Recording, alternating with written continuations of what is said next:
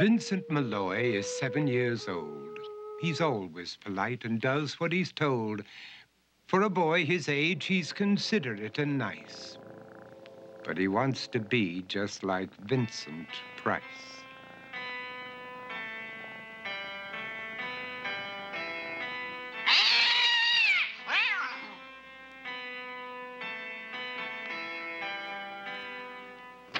He doesn't mind living with his sister, dog, and cats, though he'd rather share a home with spiders and bats.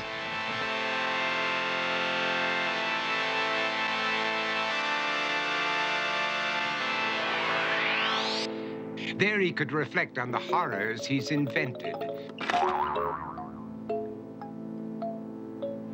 and wander dark hallways alone and tormented.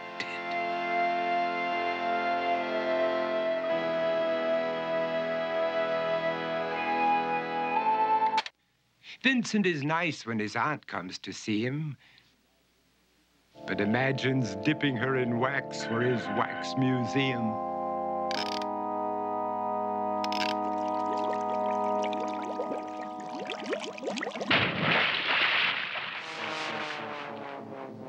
He likes to experiment on his dog, Abercrombie, in the hopes of creating a horrible zombie. So he and his horrible zombie dog could go searching for victims in the London fog.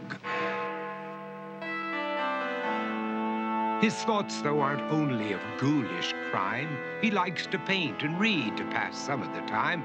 While other kids read books like Go, Jane, Go, Vincent's favorite author is Edgar Allan Poe. One night, while reading a gruesome tale, he read a passage that made him turn pale. Such horrible news he could not survive, for his beautiful wife had been buried alive. He dug out her grave to make sure she was dead, unaware that her grave was his mother's flower bed. His mother sent Vincent off to his room. He knew he'd been banished to the Tower of Doom, where he was sentenced to spend the rest of his life alone with the portrait of his beautiful wife. While alone and insane, encased in his tomb, Vincent's mother burst suddenly into the room. She said, "If you want to, you can go out and play. It's sunny outside and a beautiful day."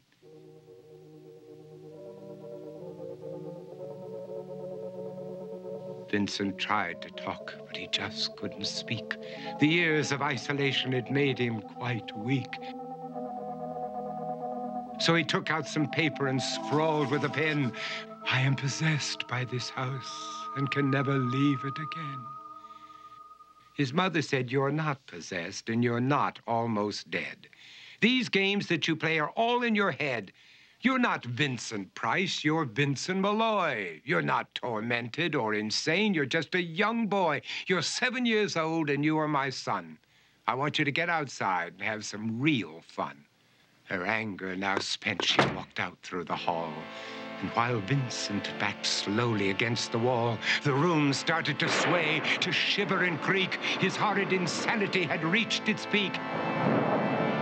He saw Abercrombie, his zombie slave, and heard his wife call from beyond the grave. She spoke from her coffin and made ghoulish demands, while through cracking walls reached skeleton hands.